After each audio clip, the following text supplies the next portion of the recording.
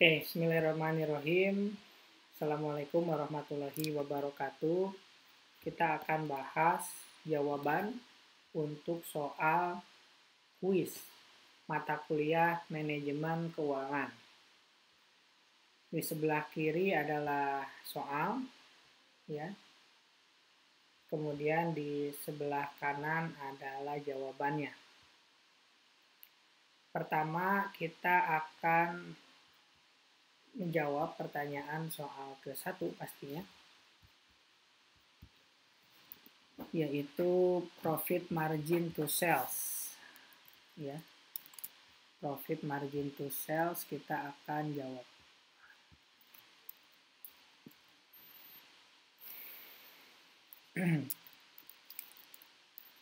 Oke, kita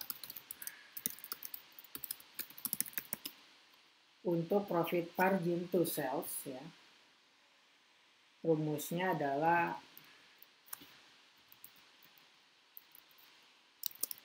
sales dibagi dengan earning after tax. Jadi di sini salesnya adalah 500.000, ya.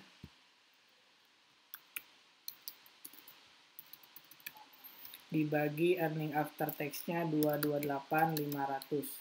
Hasilnya adalah 2. Sebentar.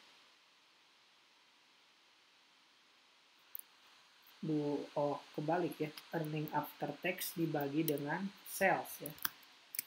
Earning after tax dibagi dengan sales. Earning after tax-nya 228.500 dibagi sales 500.000. Hasilnya 0,457. Kita lanjut soal yang kedua, itu adalah kemampuan menghasilkan laba. Ya.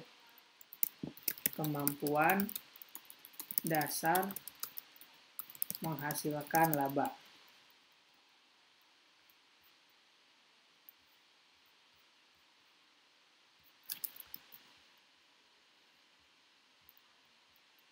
Rumusnya adalah earning before tax dibagi dengan total aset.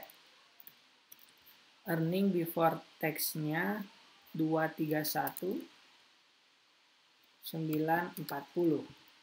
dibagi total asetnya 145.340. Hasilnya 1,59. Kita bisa batasi komanya menjadi 2 angka di belakang koma. Kemudian soal berikutnya. Soal yang ketiga itu tentang ROA. Ya. Soal ketiga ROA.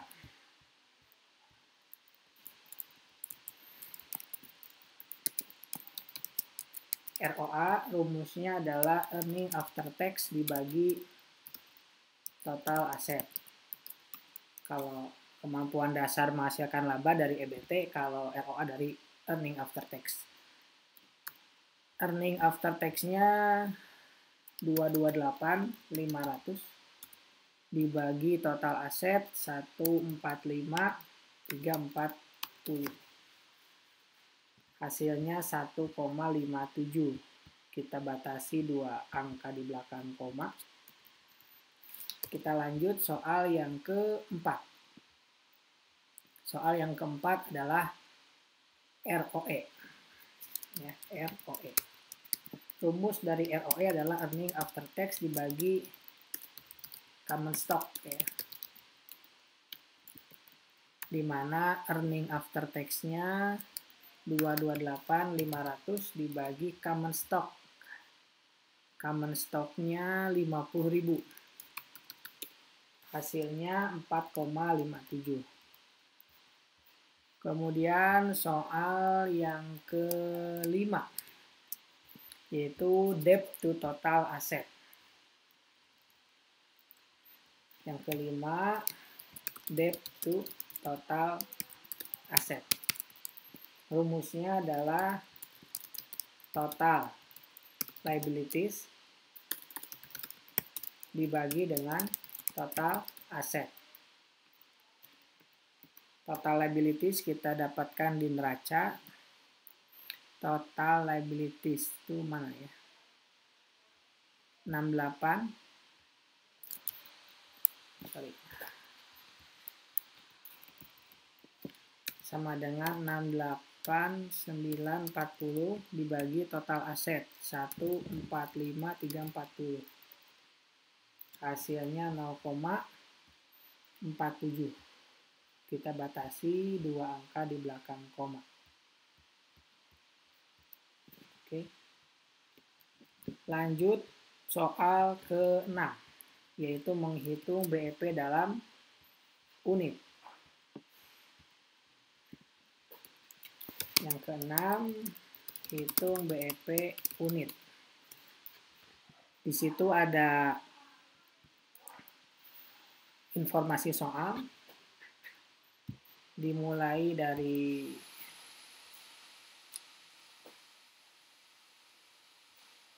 variable cost ya.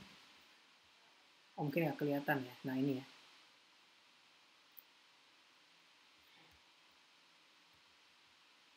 Oke, saya perbesar dulu.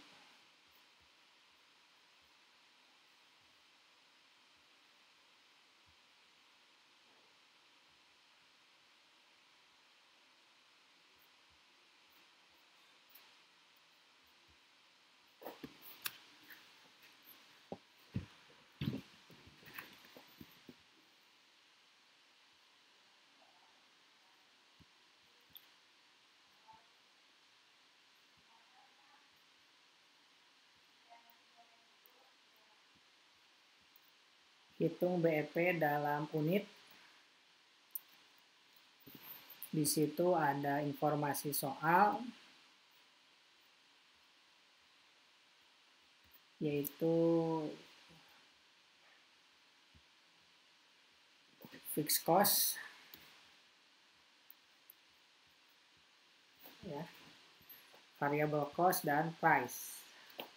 Cara ngitung BEP dalam unit itu fixed cost dibagi dengan variable cost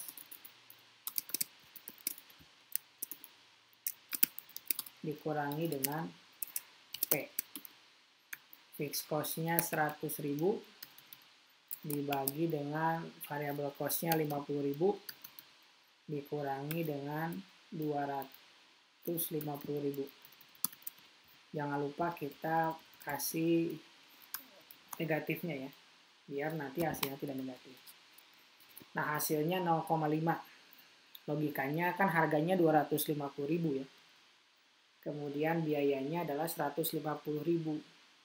Berarti pada saat kita jual satu juga udah BEP. Jadi ini cukup hanya kita beli atau jual setengah. Kemudian yang ke-7. Ya. Yang ke-7, hitung BEP dalam dolar. Ya. Hitung BEP dolar. Cara ngitungnya adalah P atau price dikali dengan BEP yang kuantitas. Harganya, price-nya adalah 250.000 dikali BEP dalam Q atau 0,5. Hasilnya adalah 125.000 dolar. Itu soal nomor 7. Kita lanjutkan soal yang ke-8. Hitung DOL ya.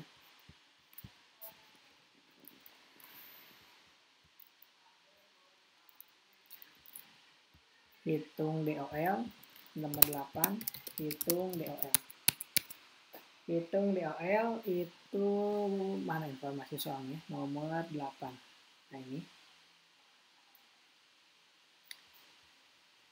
Untuk menghitung DOL kita harus isi dulu. Ya.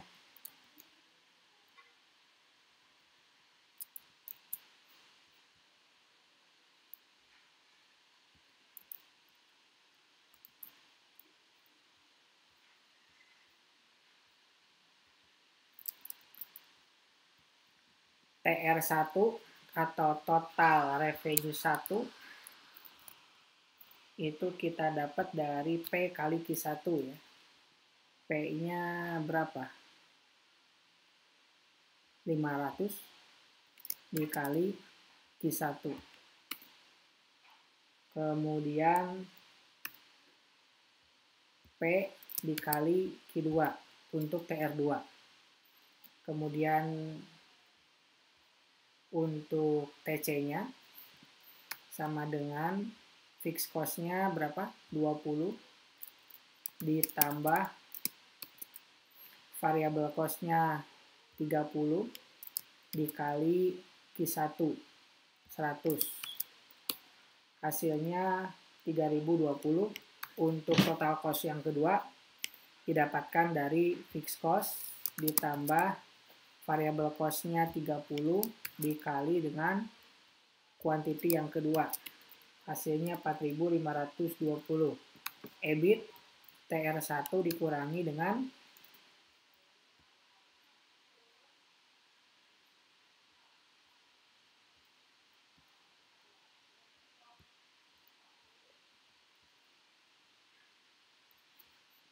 TR1 dikurangi dengan TC1. Kemudian TR2 dikurangi dengan TC2 ya. Selesai. Kemudian kita hitung DOL-nya ya. Kita hitung DOL-nya.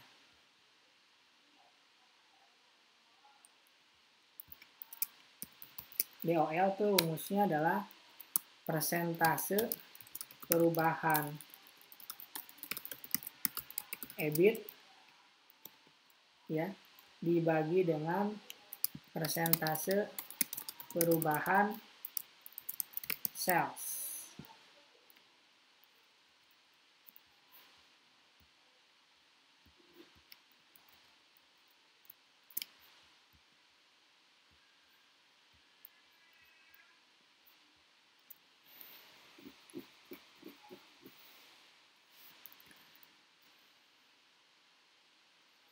Persentase perubahan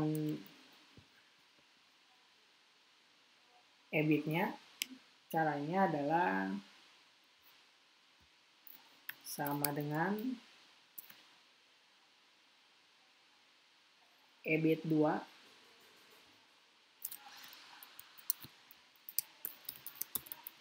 dikurangi EBIT 1 dibagi dengan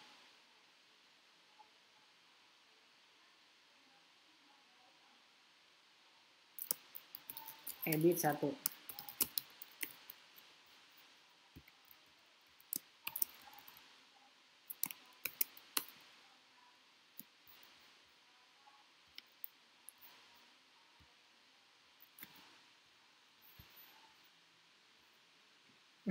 Sebentar, saya harus matiin dulu ini ya. Matiin dulu jawaban.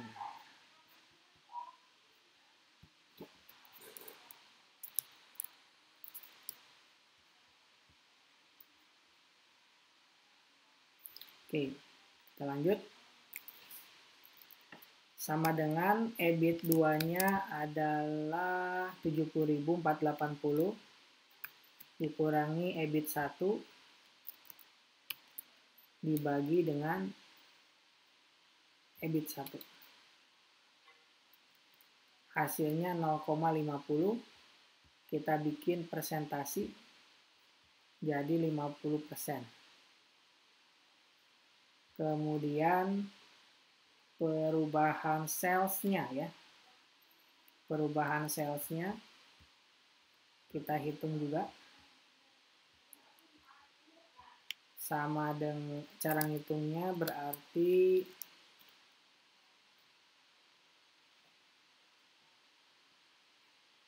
sama ya. TR2 dikurangi TR1 dibagi dengan TR1. TR2-nya 75.000 dikurangi TR1 50.000 dibagi dengan TR1 50.000, hasilnya 0,5. Kita bikin presentasi 50%. Jadi DOL-nya adalah 50 dibagi 50, hasilnya 100%. Atau kita bisa pakai angka, yaitu hasilnya 1. Ya, itu jawaban pertanyaan yang ke-8. Kita lanjut ke pertanyaan berikutnya. Pertanyaan ke-9. Hitung earning after tax kondisi ke-1 dan ke-2.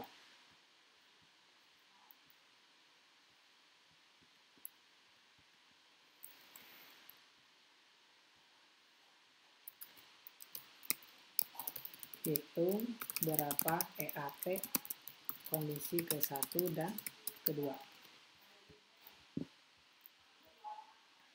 Nah, ini soalnya. Jadi kita kecilin aja ya.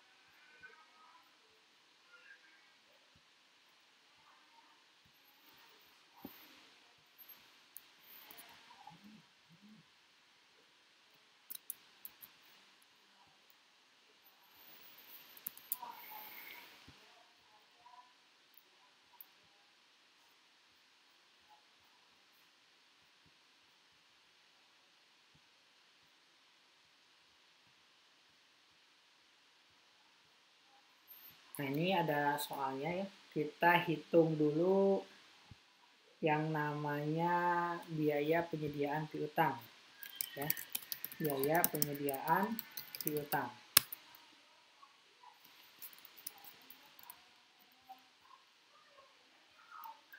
Terus kita hitung dulu DSO-nya. Cara ngitung DSO, ya, gampang. Kita tinggal kalikan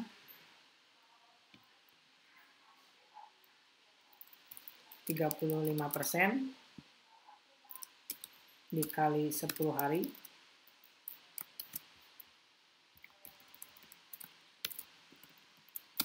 ditambah 35% kali berapa? 30 ditambah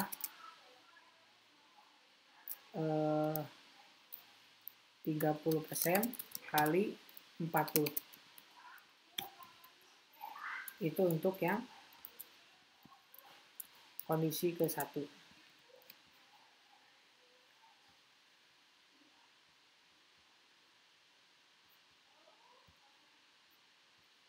Kalau kondisi yang kedua,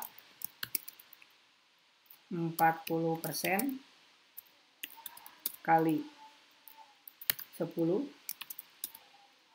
tambah 40% kali 60 tambah 20% kali 70.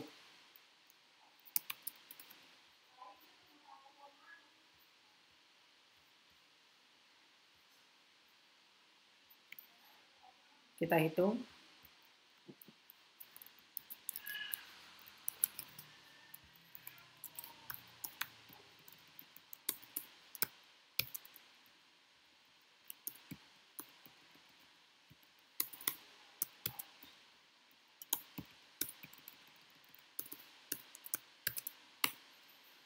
Hasilnya adalah 26. Untuk kondisi yang kedua, kita hitung.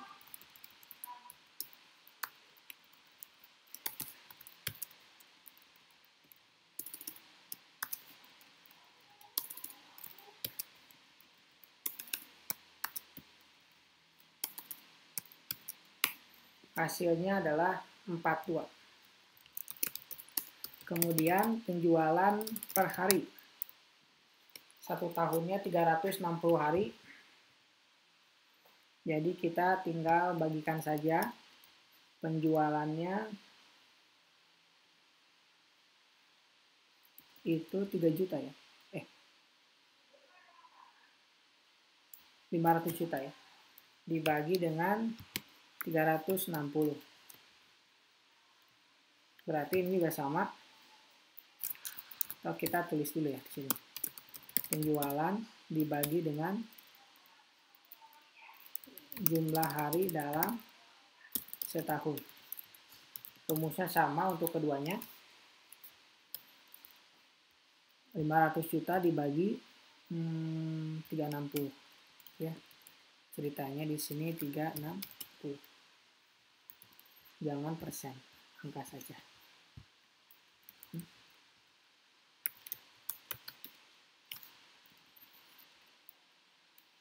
Hal yang sama kita lakukan untuk yang kondisi kedua. 550 juta dibagi dengan 360. Untuk kondisi pertama 1.388.889. Untuk kondisi kedua 1.527.778. Terus kita hitung carrying cost-nya atau biaya penyediaan piutang. Caranya adalah rasio biaya variabel dikali biaya kesempatan dikali DSO dikali dengan penjualan per hari. Rumusnya sama ya untuk kondisi 1 dan kondisi kedua. Rasio biaya variabel 50% dikali 10%. Biaya kesempatannya dikali dengan DSO 26 dikali dengan penjualan per hari. Hasilnya 1805556. Untuk yang kondisi kedua 3.208.333. Nah, sekarang kita lakukan langkah berikutnya yaitu analisis inkremental. Kita hitung penjualan dikurangi dengan diskon, dapat namanya penjualan bersih. Kemudian kita kurangi biaya variabel, kita dapat namanya laba bersih. Kemudian kita hitung biaya piutang, terdiri dari biaya penagihan, kemudian biaya penyediaan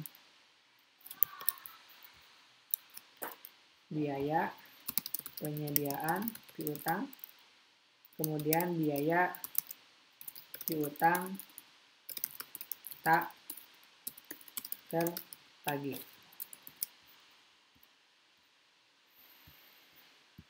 Nanti dapat total biaya piutang. Kemudian kita selisihkan, dapat namanya EBT. Kemudian kita kurangkan dengan pajak, hasilnya adalah EAT. Oke. Penjualan itu untuk kondisi yang pertama 500 juta. Untuk yang kondisi kedua 550. Kemudian untuk diskon kita bisa pakai rumus yang cepat aja ya. Caranya adalah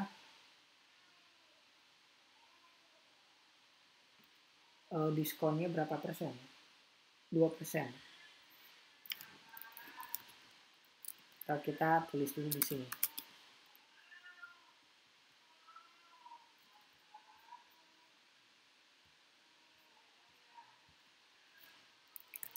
diskon dikali 1 dikurangi piutang tak tertagih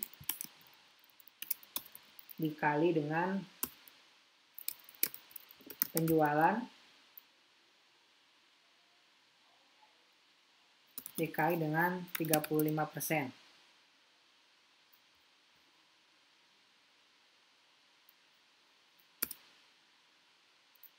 Atau 35% untuk kondisi 1, 40% kondisi 2.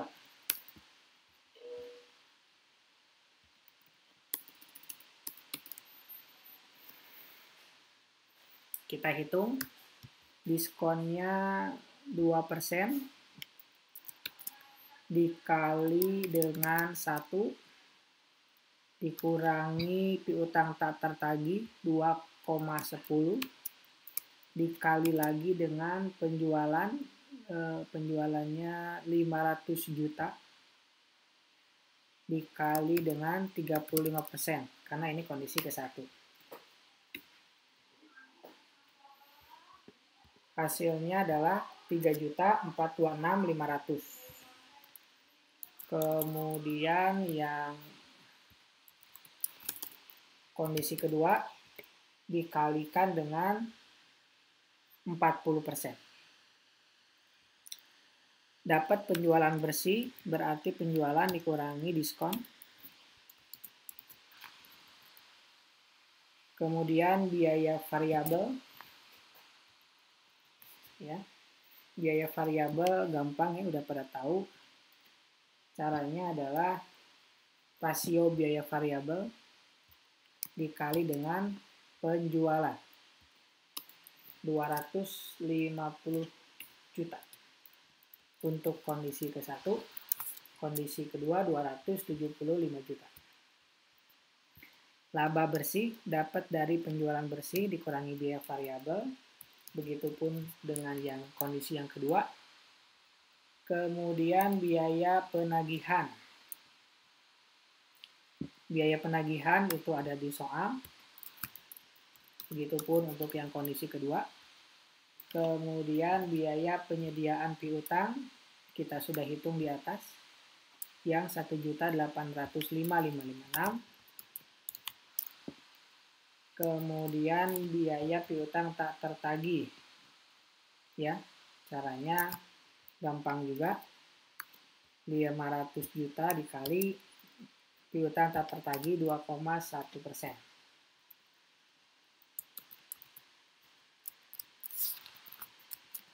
Untuk kondisi yang pertama hasilnya 10.500.000, kondisi kedua 11.550.000. Total biaya piutang kita jumlahkan. Kemudian kita hitung EBT. EBT-nya berarti laba bersih dikurangi total biaya piutang, dapat 231.267.944 untuk kondisi ke-1, kondisi keduanya 251. Pajaknya 25% dari EBT. Dapat earning after tax itu dikurangi EBT dikurangi dengan pajak.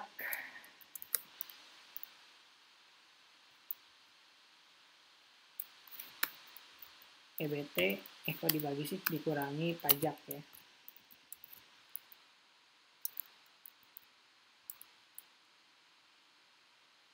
Hasilnya 173.450 dan 188.460.200. Itu jawabannya. Jadi earning after tax ke-1 adalah 173.450.958.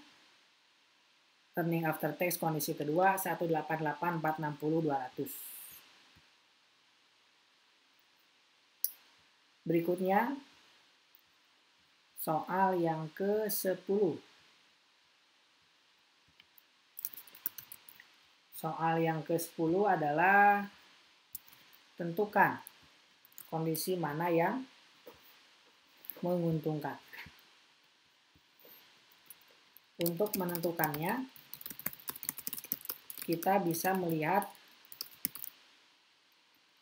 earning after tax-nya dan kita pilih yang paling besar. Yang paling besar yaitu adalah yang kondisi kedua. Jadi jawabannya kondisi kedua. 188, 460, 200. Lanjut ke 11. Yang ke-11, hitung berapa EOQ.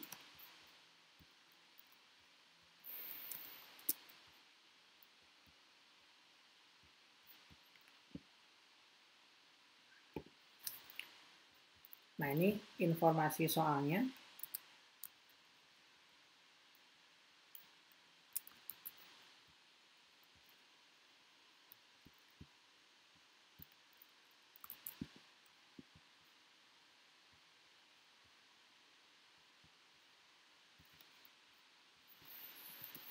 Kemudian kita jawab ya. Kita jawab rumus EOQ.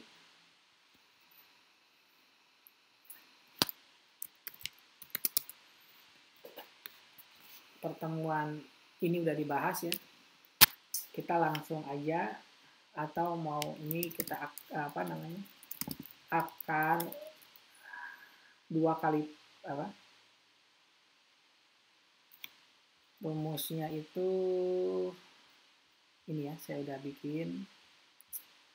Nah,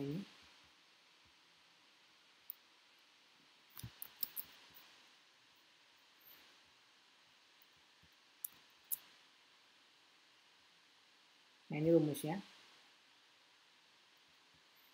Kita tinggal hitung menggunakan rumus tersebut.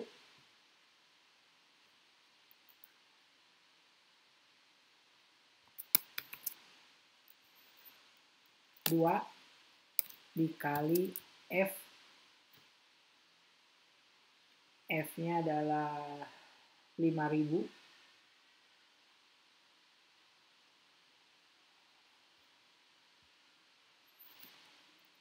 Dikali dengan S. S-nya 2.600.000. Ya. Dibagi dengan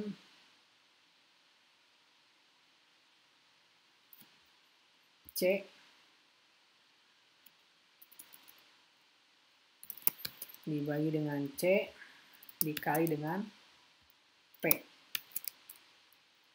Terus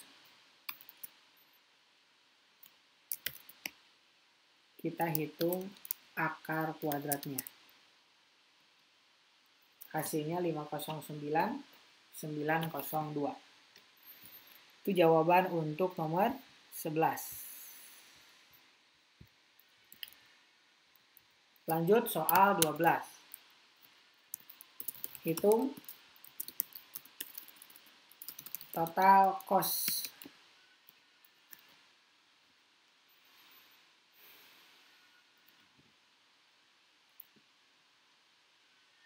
Hitung total cost.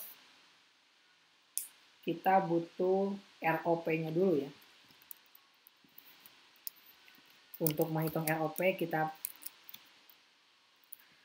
cari dulu yang namanya N dengan cara S dibagi EOQ.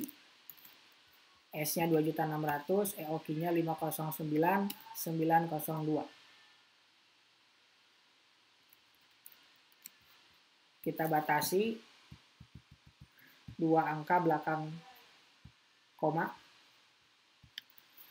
Kemudian kita hitung interval. Cara ngitung interval ya, jumlah hari setahun dibagi dengan N. 320 dibagi 5,10. Hasilnya 6,76. Ini satuannya kali ya, ini satuannya hari. Oke, kita lanjut, kita hitung penggunaannya. Cara ngitung penggunaan itu gampang, EOKI dibagi dengan interval. EOKI-nya 509902, intervalnya 62,76. Hasilnya adalah 8125. Terus kita hitung ROP. Tinggal dikalikan antara LT dikali dengan penggunaan. LT-nya berapa? 42 hari ya. Karena kita tadi udah ngitung dalam harian intervalnya. Dikali dengan penggunaan 81250. Hasilnya 341.250. Jadi total cost-nya adalah cara ngitungnya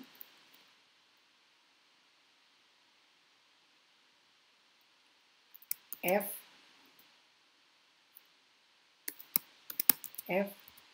dikali P ditambah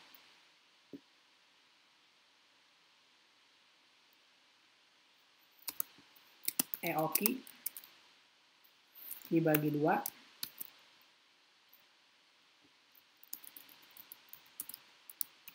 dikali dengan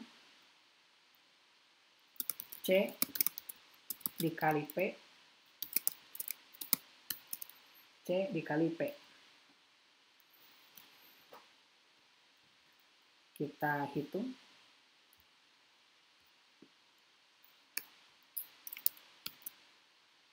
F-nya adalah 5000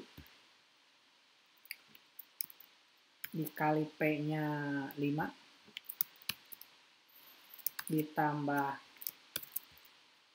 mana EOKI bagi 2 dikali C kali P.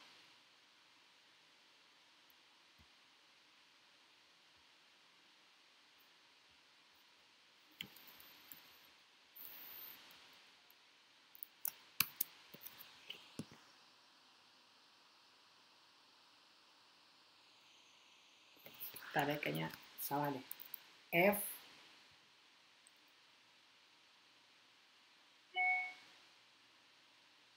dikali EOKI ya.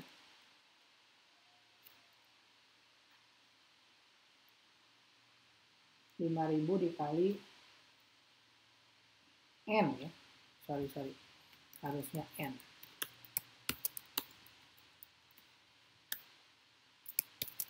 F kali N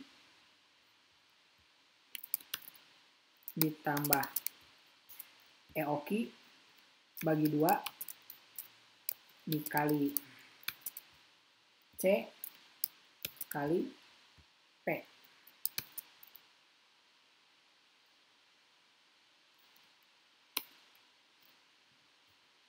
Hasilnya 50.990,2.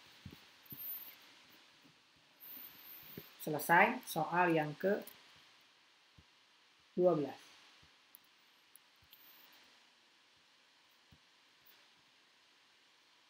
Kita lanjut ke soal 13, 14, 15.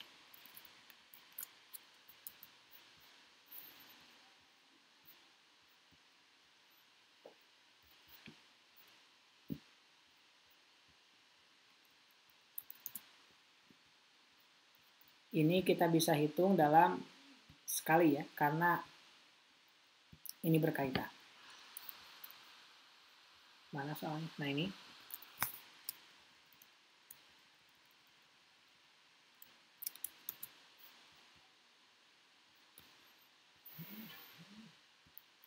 Soalnya.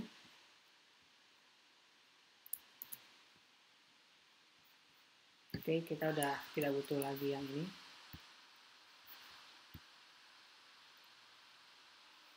Kita bisa fokus ke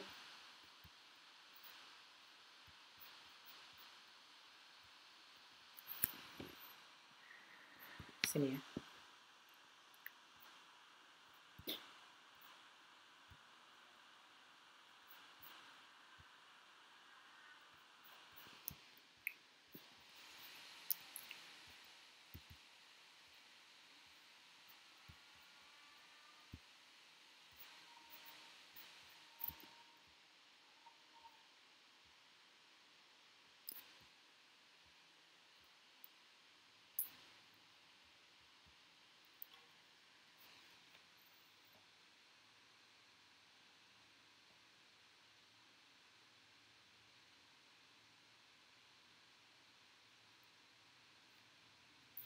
Rencana penjualan itu udah ada di soal. Tunainya bulan yang sama. Berarti cara ngitungnya kita tinggal kalikan antara 120 dikali dengan 40%. Hasilnya adalah 48 untuk bulan yang ke-9 atau September. Hal yang sama untuk Oktober sampai dengan Januari. Kemudian untuk yang berikutnya dibayar 1 bulan kemudian. Dibayar 1 bulan kemudian. Cara ngitungnya adalah 120 dikali dengan 60. Hasilnya adalah 72.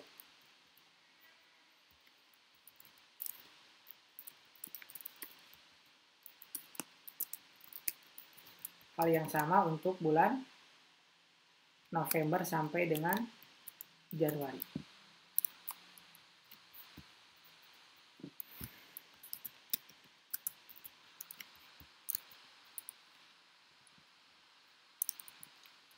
Jumlah penerimaan tinggal dijumlah tunai dan dibayar 1 bulan kemudian. Bulan September 48, Oktober 132, November 162, Desember 196, dan Januari 196. Kemudian pembelian. Ini ada di soal. Terus pembayaran pembelian ya, bulan berikutnya. Berarti kita mulai dari bulan Oktober untuk pembelian yang September 120. Cara ngitungnya, 120 kita bayar di bulan Oktober. Begitu seterusnya. Kemudian bunga itu didapat dari sananya. Kemudian di sini jumlah pengeluaran. Jumlah pengeluarannya kita bisa totalin untuk yang pembayaran dari pembelian, yaitu 120. Baru kita bisa hitung yaitu surplus atau defisit. Caranya tinggal kita hitung jumlah penerimaan dikurangi dengan jumlah pengeluaran. Jika hasilnya positif, maka dia itu surplus. Jika dia negatif, dia hasilnya adalah defisit.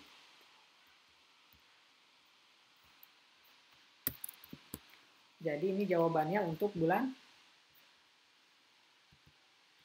Oktober, November, dan Desember. Oktobernya berarti 12 ya. Kemudian Novembernya adalah 18 dan Desembernya adalah 10. Nah, ini jawaban semua soal kuis ya. Saya perlihatkan lagi. Ini jawaban soal ke-1. 0,46, 2 1,60, yang ketiga 1,57, keempat 4,57, kelima 0,47, keenam 0,5, ketujuh 125.000, ke-8 1, ke-9 itu 173.450, 958, dan 188.460, 200. Yang ke-10 jawabannya kondisi kedua. Kemudian yang ke-11 509.902. Yang ke-12 50.990,20. Kemudian yang ke-13 itu 12. Yang ke-14 itu 18, dan yang ke-15 itu adalah 10. Demikian pembahasan jawaban kuis manajemen keuangan. Jadi silakan nanti kalau misalkan ada yang salah dari hasil periksa yang saya lakukan bisa ditanyakan, dan bukti jawaban benarnya adalah ini. Terima kasih, semoga bermanfaat. Assalamualaikum warahmatullahi wabarakatuh.